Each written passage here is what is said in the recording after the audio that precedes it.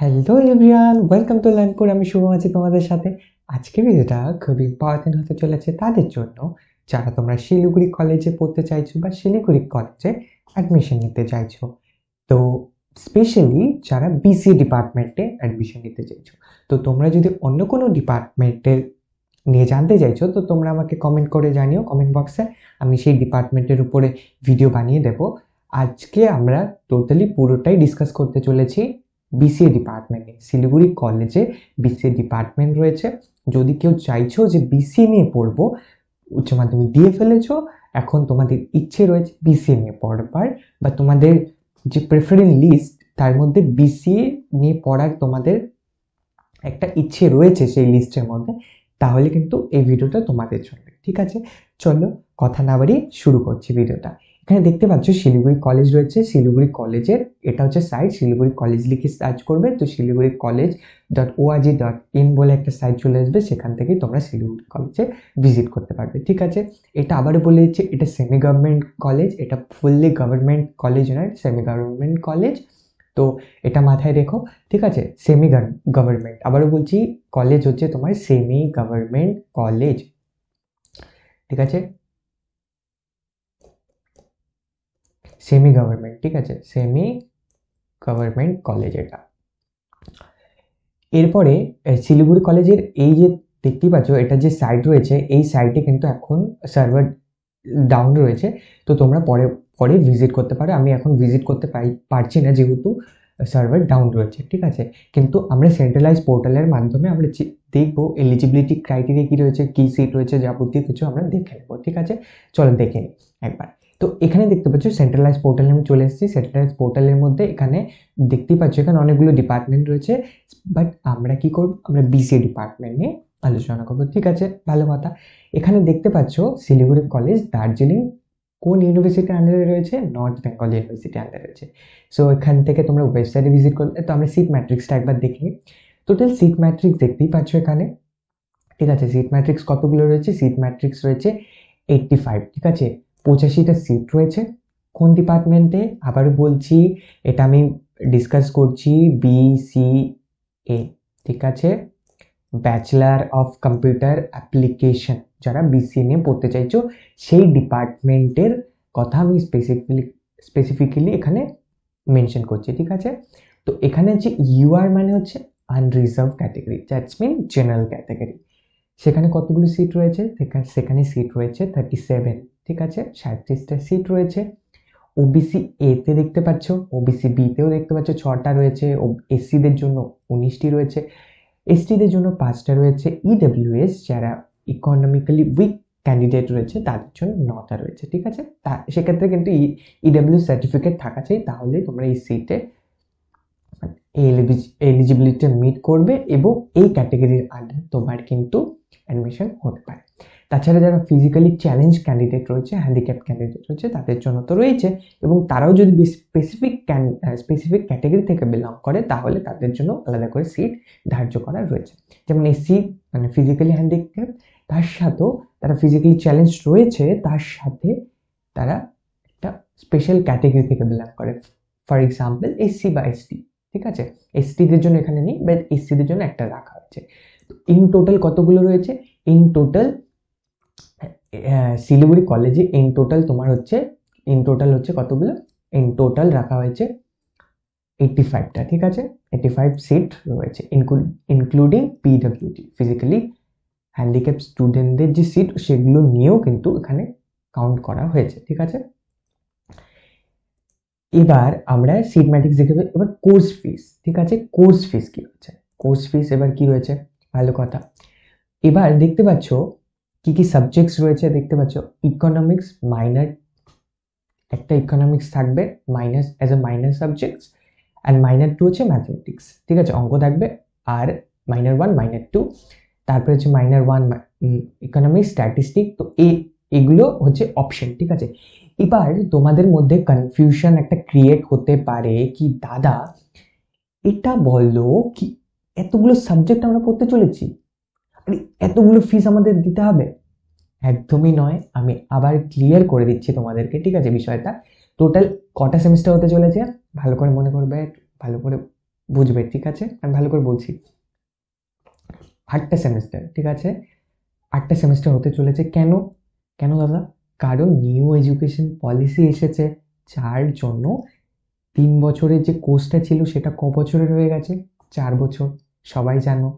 BA 4 বছরের হয়ে গেছে, বিএসসি 4 বছরের হয়ে গেছে, বিসিও 3 বছরের ছিল প্রিভিয়াস ইয়ারে। যদি প্রিভিয়াস ইয়ারে অ্যাডমিশন নিতে তাহলে তোমাকে 3 বছর পড়তে হতো। তার মানে কি এটা দাদা যারা পড়ছে তাদের জন্য 4 বছর হয়ে গেছে? না, কারণ যারা 3 বছর হিসেবে নিয়েছে তারা তো 3 বছরই পড়বে। এটা এমন যে এগ্রিমেন্ট করার আগে তোমাদেরকে বলে দেওয়া হয় এত বছর, তো এগ্রিমেন্ট হয়ে যাওয়ার পর তার ইয়ার চেঞ্জ হবে না, কারণ তারা অলরেডি ভর্তি হয়ে গেছে 3 বছরের বেসিসে। হঠাৎ করে চেঞ্জ করলে প্রবলেম হয়ে যাবে না? বাট এখানে তোমাদের প্রথম থেকেই জানানো হচ্ছে যে তোমাদের কন্ট্রাক্ট, মানে এডুকেশনাল কন্ট্রাক্ট, বা তোমরা এই বছর এত বছর ধরে পড়তে চলেছো সেটা হচ্ছে 4 বছরের। 4 বছরের বিসি হতে চলেছে, ঠিক আছে? এরপরে এইগুলো কি, এবার হচ্ছে কনফিউজিং হতে পারে এগুলো কি আর এগুলোর ফিস কি। এবার আমি ভালো করে বলছি, ভালো করে মন দিয়ে শুনবে, ঠিক আছে? কনফিউশন একদম দূর হয়ে যাবে। মাইনর 1 একটা সাবজেক্ট থাকবে, ঠিক আছে? তোমাদের অনেকগুলো সাবজেক্ট থাকবে, তো তার মধ্যে তো কম্পিউটার অ্যাপ্লিকেশন পড়ানো হবেই, তার সাথে যে আরো আলাদা সাবজেক্টসগুলো তোমাকে এক্সট্রা পড়তে হবে, ঠিক আছে? মাইনর 1 মাইনর 2 থাকবে, ঠিক আছে? সেই সাবজেক্টগুলো কম্বিনেশন কি তোমাদেরকে কলেজ অনেকগুলো অপশন দিচ্ছে, ঠিক আছে? যেমন তুমি কম্পিউটার দোকানে গেছো, কম্পিউটার দোকানে গিয়ে অনেকগুলো কম্পিউটার তোমার কাছে আছে, কম্পিউটার অনেকগুলো চয়েস আছে, সেখান থেকে তোমার যেটা হয়েছে তুমি নিয়ে নিয়েছো। আরো বেস্ট এক্সাম্পল হতে পারে ফোন। তোমার ভিভোর ফোন রয়েছে, ওপোর রয়েছে, শাওমি রয়েছে, স্যামসাং রয়েছে, তো তোমার যেটা পছন্দ তুমি সেটা নিয়ে নিলে। দোকানদার তো তোমাকে সবগুলোই দেখাবে, যেটা তোমার পছন্দ তুমি সেটা নিবে। তো দোকানদার যেগুলো স্টকে রয়েছে, তাদের কাছে যেগুলো রয়েছে সেগুলোই দেখাবে, এমন তো নয় যেটা নেই সেটা দেখাবে। ওনার কাছে আইফোনের স্টক নেই, আইফোন দেখাতে পারবে? সম্ভব নয়। তো কলেজ এখানে কি করেছে, যতগুলো তারা দিতে পারবে স্টুডেন্টকে, ঠিক আছে? ইউনিভার্সিটি কলেজকে গ্রান্ট করেছে যতগুলো সাবজেক্ট, সেই সাবজেক্ট তোমাদের প্রোভাইড করতে পারে, এবং তার মধ্যে অনেকগুলো আছে এবার স্টুডেন্টদের উপর ছেড়ে দিয়েছে কে কোনটা কম্পিউটারের সাথে পড়তে চাইছে। কেউ হয়তো ম্যাথ পড়তে চাইছে, কারো ম্যাথ ভালো লাগে না বা ম্যাথ পড়তে চাইছে না, ঠিক আছে, তাহলে ম্যাথ নিচ্ছে না। তো তাহলে ইকোনমিক্স কিন্তু সবার ক্ষেত্রে কম, দেখতে পাচ্ছ মাইনর 1 মাইনর 2 মাইনর 1 করে সবার ক্ষেত্রে কিন্তু ইকোনমিক্স পড়তে হচ্ছে। তো ইকোনমিক্সটা কমন সবার ক্ষেত্রে, এটা আলাদা রাখছি। মাইনর 2 তে একটু চেঞ্জেস আসছে, যে mathematics, statistics, sociology, education, journalism and mass communication. এবার মাস কমিউনিকেশন তো তুমি জানো, মাস কমিউনিকেশন যেটা বলো ওই নিউজ অ্যাঙ্কারিং, ঠিক আছে, জার্নালিস্ট হওয়া, এই যে রিলেটেড তোমার পাবলিক স্পিকিং, ঠিক আছে, ক্যামেরার সামনে বল, এই জিনিসগুলো তোমাদেরকে মেনলি এখানে পড়ানো হয়, ঠিক আছে? এরপরে এডুকেশন, ঠিক আছে, এডুকেশন যেটা আর কি, মানে এডুকেশন শিক্ষার উপরে যে সাবজেক্ট পুরোটা সেটাই থাকছে। তোমার সোশিওলজি থাকছে, স্ট্যাটিস্টিক্স থাকছে, ম্যাথমেটিক্স আছে। যারা স্ট্যাটিস্টিক পড়তে চাইছো বা পড়েছো ভালো লাগে তাহলে স্ট্যাটিস্টিক নিতে পারো। স্ট্যাটিস্টিক পড়তে চাইছো ইকোনমিক্সের সাথে, তার সাথে কম্পিউটার অ্যাপ্লিকেশন, এই চয়েসটা তোমরা নিতে চাইছো তাহলে তোমরা সেটা নিতে পারো। ম্যাথামেটিক্স নিতে চাইছো সেটা নিতে পারো। আর তোমরা যদি আমাকে ব্যক্তিগতভাবে বলো যে দাদা কোনটা নেওয়া আমার পক্ষে সব থেকে বেস্ট হবে, আমি যদি ফিউচারের দিকে নজর দিই, তাহলে আমি বলবো যে তোমাদের অঙ্কের সাথে যাওয়াটা খুবই হেল্পফুল হতে পারে। কারণ অঙ্ক থাকলে তোমাদের অনেক ক্ষেত্রে সেটা ফিউচারে হেল্প করবে, এবং সেটা খুব ভালো হয় ম্যাথমেটিক্সটা থাকলে। তো একটু তোমাদেরকে যদি না পড়ে থাকো, বেসিক ক্লাস 11-12 ম্যাথ থাকবে, তো তোমরা ইজিলি সেটাকে করে নিতে পারবে। এখন অনেক ইউটিউব লেকচার্স, অনেক রিসোর্সেস রয়েছে, প্রবলেম হবে না, ঠিক আছে? অনেক ভালো ভালো ভালো ভালো টিচার রয়েছে যারা তোমাকে খুব ইজিলি শিখিয়ে দেবে। তো ম্যাথামেটিক্স নিলে কিন্তু তোমার ফিউচারে খুব একটা প্রবলেম হবে না। তো বেস্ট চয়েস বলতে পারো হতে পারে, ঠিক আছে? এমনকি দাদা বাকিগুলো বেস্ট চয়েস এটা বলছি না, বাট সবার একটা ইন্টারেস্টের উপর ডিপেন্ড করে, ঠিক তাই নয় যে সবাই কোনটা ইন্টারেস্ট রয়েছে তাদের, তো তোমরা সেই ইন্টারেস্ট অনুযায়ী নিতেই পারো।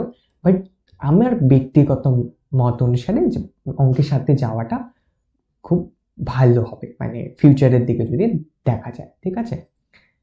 আর তার সাথেও তোমাদের যদি গভর্নমেন্ট প্রিপারেশনের একটা ইচ্ছে থাকে তাহলে ম্যাথটা তো তোমাদের অলরেডি আয়ত্তে থাকবে, তো সেই ক্ষেত্রেও তোমাদের হেল্প করবে, অনেক ক্ষেত্রে হেল্প করবে। ঠিক আছে, এবার যারা যেরকম এবার এবার অনেক প্রশ্ন হয়তো আসবে যে মনে যাচ্ছে না যে দাদা ঠিক আছে এটা বুঝেছি, এইগুলো কি, এই এত বড় বড় অঙ্ক, টাকার অঙ্ক কি এগুলো?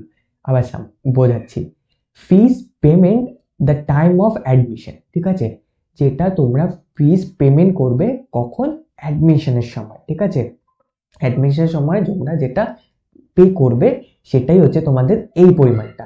তো এবার দেখতে পাচ্ছ অঙ্কের ক্ষেত্রে কিন্তু 18,000, সবার ক্ষেত্রে 18,000। ঠিক আছে, অ্যাডমিশনের সময় তোমাকে এত পে করতে হবে উইথ ফার্স্ট সেমিস্টার প্লাস এতগুলো তোমাকে পে করতে হবে। ঠিক আছে, এটা এটা এটা এটা এটা ঠিক আছে, সবার ক্ষেত্রে সেম সেম। সেক্ষেত্রে ফার্স্ট সেমিস্টার প্লাস তোমার অ্যাডমিশন ফি, এই দুটো মিলেই কিন্তু 18,000 রয়েছে, তোমাকে দিতে হবে।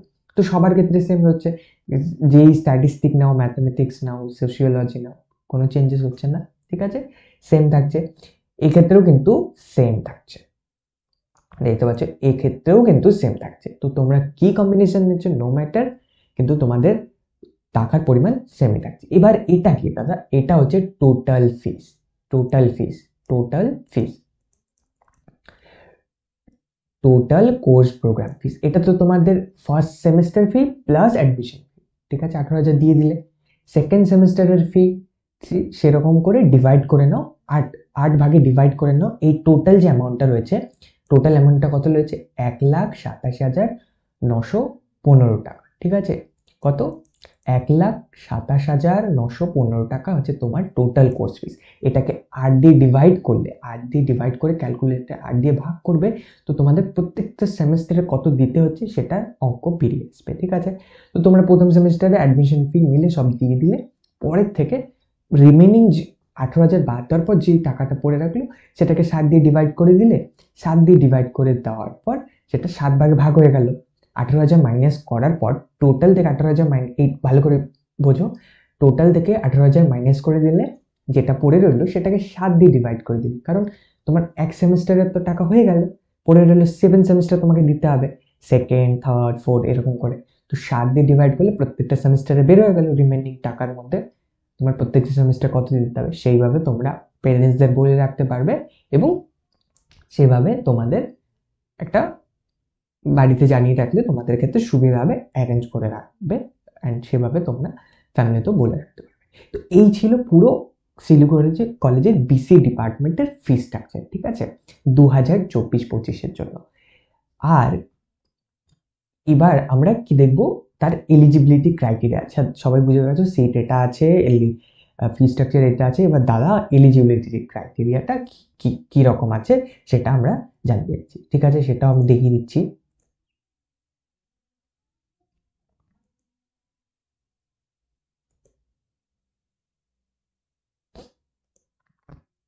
আর তোমরা এখানে দেখতেই পাচ্ছ এখানে কিন্তু অনেকগুলো কম্বিনেশন আছে। ঠিক আছে, আবারও বলছি এখানে অনেকগুলো কম্বিনেশন আছে, যেমন দেখতে পাচ্ছ sociology, economics, sociology, mathematics. Minor ওয়ানে কোনটাকে রাখতে চাও? ঠিক আছে, যেটাকে তোমার মাইনর ওয়ানে যেটাকে বেশি প্রায়োরিটি দিতে চাও, মাইনর ওয়ানে কোনটা থাকবে? ঠিক আছে, তো অনেকগুলো অপশন রয়েছে এখানে দেখতেই পাচ্ছ। জার্নালিজমকে মাইনর ওয়ানে রেখেছে, স্ট্যাটিস্টিককে মাইনর ওয়ানে রেখেছে, ম্যাথকে মাইনর ওয়ানে রেখে বাকিগুলোকে সাথে নিয়েছে। তো সেটাও করতে পারো। তো minor one minor two interchangeable. ঠিক আছে, ম্যাথকে মাইনর ওয়ান বানাতে পারো, ইকোনমিক্সকে মাইনর টু বানাতে পারো, বাট ওভারঅল এতগুলোই সাবজেক্ট রয়েছে। যখন তোমরা অ্যাপ্লাই করবে তো তোমাদের কম্বিনেশন তোমরা দেখে নিতে পারো। আর কোনো প্রশ্ন থাকলে কমেন্ট বক্স খোলা রয়েছে, ইনস্টাগ্রামও আছে, হ্যান্ডেল দেওয়া রয়েছে। তো তোমরা তোমাদের কোয়ারিজ আমাদের জানাতে পারো, টিম যত দ্রুত সম্ভব সেটার উত্তর করবার চেষ্টা করবে। তাছাড়াও তোমাদের আশেপাশে দাদা দিদি যারা রয়েছে এবং যারা এই বিসিএ পড়ছে তাদের থেকেও কনসাল্ট করতে পারো যে কোনটা বেস্ট হবে। সব ভালোভাবে দেখে নিয়ে তোমরা অ্যাডমিশন ফর্ম ফিল করে অ্যাডমিশন নেবে। ঠিক আছে, এবার আমরা কি দেখবো? আমরা দেখবো এলিজিবিলিটি ক্রাইটেরিয়া। ঠিক আছে, চলো দেখে নিচ্ছি এলিজিবিলিটি ক্রাইটেরিয়া কি আছে। ফিসও দেখে নিয়েছি, এবার এলিজিবিলিটি ক্রাইটেরিয়া দেখো। ফর এনি ক্যাটাগরি, যে কোনো ক্যাটাগরি, ঠিক আছে, যে কোনো ক্যাটাগরি থেকে বিলং করো, কোনো ব্যাপার না, জেনারেল, এসসি, এসটি সবার জন্য সেম। আর পাসিং এ 2024 হতে হবে, 2023 হতে হবে, 2000। যারা 2022-এ পাস করেছো তাদের তারাও অ্যাডমিশন নিতে পারবে, যারা 2023-এ পাস করেছো তারাও নিতে পারবে, আর যারা এই ইয়ারে পাস করবে তারাও তো নিতেই পারবে। ঠিক আছে, লাস্ট 2022 থেকে 22 পর্যন্তই কলেজ কিন্তু এটাকে অ্যালাউ করেছে। তো লাস্ট 2022 অবধি কিন্তু তুমি মানে যারা লাস্ট 2020 সালে অ্যাডমিশন দিয়েছে তারাই লাস্ট অ্যাডমিশন ফর্ম ফিল করবার অ্যাপ্লিকেবল, ঠিক আছে, এখানে যোগ্য। বাট যারা 2021-এ পাস করেছে তারা কি করতে পারবে না? তারা করতে পারবে না, ঠিক আছে, আনফর্চুনেটলি তারা অ্যাপ্লাই করার যোগ্য নয়, কারণ অনেকটা গ্যাপ হয়ে গেছে না, অনেকটাই গিয়ে 2024-এ অ্যাডমিশন নিয়েছে, 2021-এ পাস করেছে। অনেক সময় হয় না যে কেউ ছেড়ে দিয়েছে অন্য কোনো ফাইন্যান্সিয়াল ইস্যু বা অন্য কোনো ইস্যুর জন্য, স্কুলের পরে আর পড়ার কলেজে ভর্তি নিয়ে ছেড়ে দিয়েছে, আবার কলেজ কন্টিনিউ করতে চাইছে, সেক্ষেত্রে এই অপশনগুলো দেওয়া হচ্ছে, ঠিক আছে। আর যারা 2024 তাদের তো টেনশন নেই, তারা তোমরা নিতেই পারছো। দেখতেই পাচ্ছ, মাস্ট পাস ইন ক্লাস 10+2, উচ্চ মাধ্যমিক স্বাভাবিক, যেটা পাস করতেই হবে। টপ 4 সাবজেক্ট, তোমার যে সর্বোচ্চ টপ মানে যেটার মধ্যে সব থেকে বেস্ট 4 সাবজেক্ট যেটা রয়েছে, সেটা ইনক্লুডিং ইংলিশকে নিয়ে, আর environmental studies and environmental education বলে যে সাবজেক্ট থেকে তাদেরকে বাদ দিয়ে ইংলিশকে নিয়ে টোটাল যে বেস্ট 4 সাবজেক্টস থাকবে তোমার, ঠিক আছে, সেই বেস্ট 4 সাবজেক্টসের নাম্বার কাউন্ট হবে, ঠিক আছে।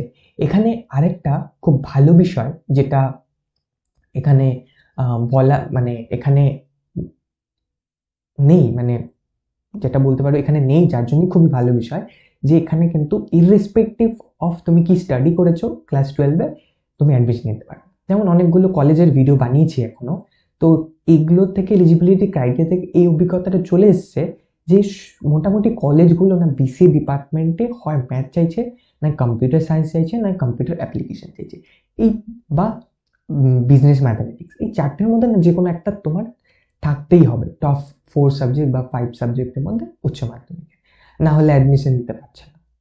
বাট এখানে সেরকম কিছু বলেনি, তোমার ম্যাথ থাকলেও কোনো অসুবিধা নেই, না থাকলেও কোনো অসুবিধা নেই, কম্পিউটার অ্যাপ্লিকেশন থাকলেও কোনো অসুবিধা নেই, না থাকলেও অসুবিধা নেই। তো ম্যাথ, কম্পিউটার সায়েন্স এগুলো থাকলেও অসুবিধা নেই, না থাকলেও কোনো প্রবলেম নেই, শুধু ইংলিশ থাকলেই হলো।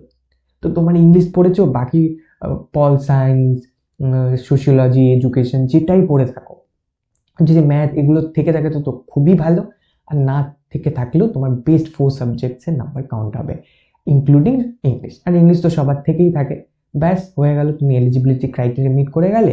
আর এই যে মেরিট রুল, এটা মেরিট রুল, তোমরা এই স্ক্রিনশট নিয়ে নিতে পারো, আমি ক্লিন করে দিচ্ছি একবার। হ্যাঁ, এবার তোমরা স্ক্রিনশট নিয়ে নিতে পারো।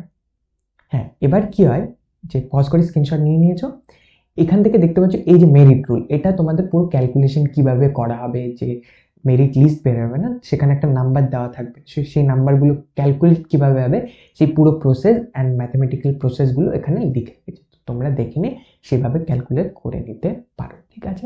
আর এখানে কিন্তু ইংলিশকেই বেশি প্রেফারেন্স দেওয়া হচ্ছে, আর বাকি সাবজেক্টস চাওয়া এখানে হচ্ছে না। ইংলিশ আছে, তুমি ইংলিশ থাকলেই তুমি যোগ্য, বাকি সাবজেক্ট থাকলেও তো ভালোই, খুব ভালো, না থাকলেও কোনো অসুবিধে নেই। এই ছিল পুরো এলিজিবিলিটি ক্রাইটেরিয়া কোন কলেজে, শিলিগুড়ি কলেজে, ঠিক আছে। আর seat matrix, eligibility criteria, fee structure, এই সমস্ত বিষয়টা নিয়ে আলোচনা করে ফেলেছি। আর যদি তোমাদের কোনো প্রশ্ন থাকে, কোনো কিছু জানবার থাকে, কমেন্ট বক্স, প্রতিটা ভিডিওতেই বলে যাচ্ছি, কমেন্ট বক্স, ইনস্টাগ্রাম তোমাদের জন্যই খোলা রয়েছে। যখন তোমাদের মনে হবে কিছু জানবার, নির্দ্বিধায় কমেন্ট করে দেবে, এবং আমাদেরকেও ইনস্টাগ্রামের মাধ্যমে মেসেজ করে জানাতে পারো। আমাদের টিম যত দ্রুত সম্ভব সেটার উত্তর দেওয়ার চেষ্টা করবে, এবং পার্টিকুলার যদি কোনো রিকোয়েস্ট থেকে থাকে তোমার কোনো টপিকের ওপর, প্লিজ আমাদের জানাবে, আর আমরা চেষ্টা করব সেই রিকোয়েস্টেড টপিকের ওপর ভিডিও বানানো। অসংখ্য ধন্যবাদ এই ভিডিওটা দেখার জন্য। ততক্ষণ পর্যন্ত ভালো থাকবে, সুস্থ থাকবে, পরবর্তী ভিডিও নিয়ে হাজির হবো খুব শীঘ্রই। Tata, bye, thank you.